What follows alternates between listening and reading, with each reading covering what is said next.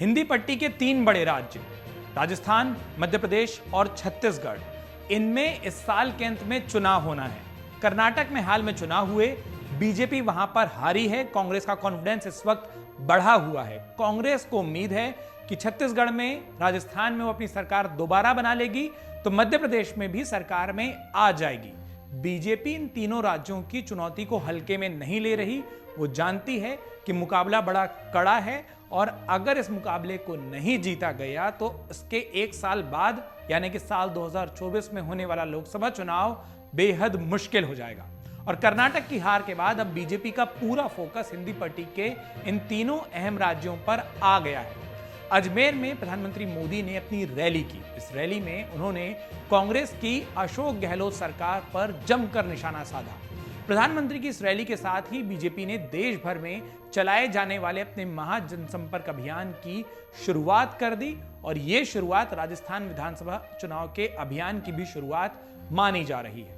PM की अजमेर में हुई सभा का असर राजस्थान की 8 लोकसभा क्षेत्रों की 64 में से 45 विधानसभा सीटों पर पड़ेगा। हम ऐसा क्यों कह रहे हैं? क्योंकि इसी प्लानिंग के साथ ये रैली आयोजित की गई थी। इन 45 सीटों का अभिगणित क्या है? इनमें से सिर्फ 20 सीटें बीजेपी के पास हैं, बाकी बची 25 में से 20 कांग्रेस के पास हैं, यानी मुकाबला बराबरी का है। 2 आरएलपी के पास हैं और 3 सीटें निर्दलियों के कब्जे में हैं। ये वो इलाके हैं जहां पर जातिगत और धार्मिक समीकरण दोनों चलते हैं। राजस्थान बीजेपी के नेताओं का कहना है कि अपने इस अभियान के जरिए मोदी सरकार के कामों को जनता के बीच पहुंचाने का जो संदेश है वो बीजेपी की प्लानिंग है, ताकि गहलोत सरकार की फ्री बिजली और चिरंजीवी जैसी योजनाओं से जो माहौल बन रहा है उसे कम किया जा सके और उसका एक काउंटर तैयार किया जा सके। पीएम मोदी ने राजस्थान में खूब फोकस किया है। इस बात का जिक्र इसलिए भी आपको बेहद आसानी से समझ आ जाएगा कि अगर पिछले 8 महीनों में देखें तो पिछले 8 महीनों में जबकि चुनाव की घोषणा नहीं हुई है, 6 बार प्रधानमंत्री नरेंद्र मोदी राजस्थान आ चुके हैं। मई की 10 तारीख को उन्होंने सिरोही के आबू रोड में सभा की थी। इस सभा के जरिए पीएम मोदी ने दक्षिणी राजस्थान के सिरोही, जालौर और पाली सहित आसपास के जिलों की 26 सीटों को साधा था। ये उसी प्लान का हिस्सा था जिसमें विधानसभा सीटों को देखा गया, मैप किया गया और उसके बाद रैली का आयोजन किया गया। दक्षिण राजस्थान का इलाका बीजेपी का मजबूत गढ़ माना जाता है। यहां की 26 में से पिछली बार बीजेपी ने 19 सीटों पर जीत दर्ज की थी। इसके पहले 12 फरवरी को पीएम मोदी ने पूर्वी राजस्थान का दौरा किया, जहां की 8 जिलों दौसा, करौली, भरतपुर, टोंक, जयपुर, अलवर, सवाई माधोपुर और धौलपुर की 58 विधानसभा सीटों को साधा था। इन विधानसभा सीटों में गुर्जर मीणा बहुल दौसा का इलाका है जहां ये सभा हुई थी।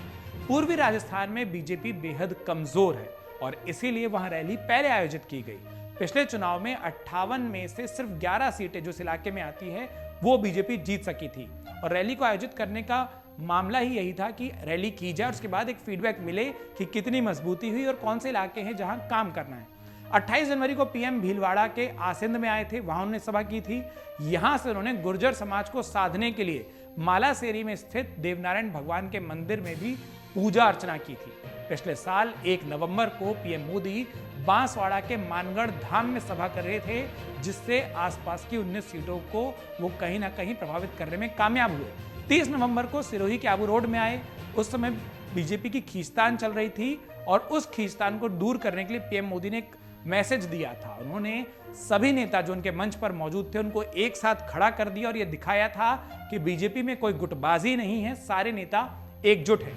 पीएम मोदी के अब तक के हुए इन दौरों पर गौर किया जाए तो वो प्रदेश की लगभग 100 विधानसभा सीटों को कवर कर चुके हैं, जबकि विधानसभा की घोषणा नहीं हुई है। ये काफी बड़ी संख्या, काफी बड़ा आंकड़ा है और अब तक के उनके सारे दौरे जाति समाज को साधने के मकसद से हुए हैं।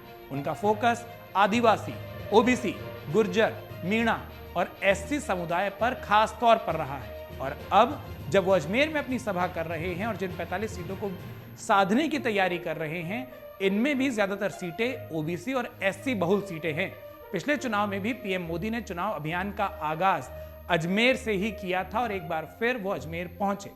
उस समय तत्कालीन मुख्यमंत्री वसुंधरा राजे की प्रदेश भर में निकाली गई गौरव यात्रा के समापन वो अजमेर आए थे और इस बार चुनाव की शुरुआत उन्होंने अजमेर से की है और इसीलिए माना जा रहा है कि अजमेर बेहद अहम है। वैसे एक एंगल और है कि अजमेर को क्यों चुना गया। अजमेर का कनेक्शन पिछली बार क्या था वो तो हमने आपको बताया।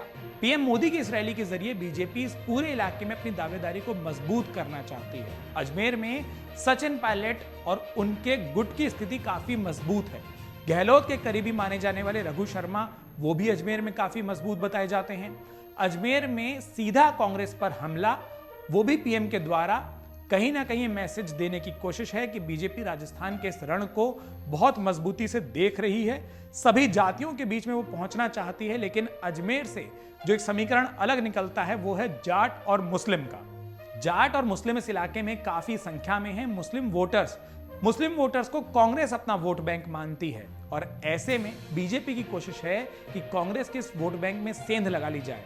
अगर इसमें थोड़ी भी कामयाब बीजेपी होती है और जिस तरीके से चुनावों की घोषणा से पहले महीनों पहले पीएम मोदी प्रदेश की 100 विधानसभा सीटों को एक तरीके से अपनी रैलियों के जरिए कवर कर चुके हैं, कहीं ना कहीं ये बात साफ है कि राजस्थान बीजेपी के लिए बेहद अहम है।